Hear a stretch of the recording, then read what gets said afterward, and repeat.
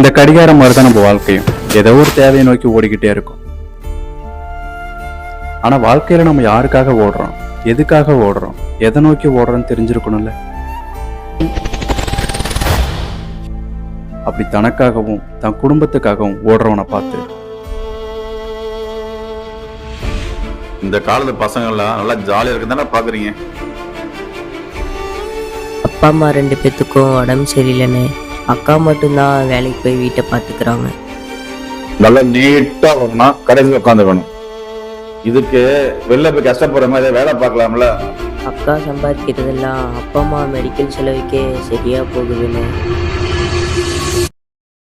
நானும் வேலை செஞ்சு சம்பாரிச்சேன்னா இந்த காசை வச்சு வீட்டை பார்த்துக்கலாம்ல.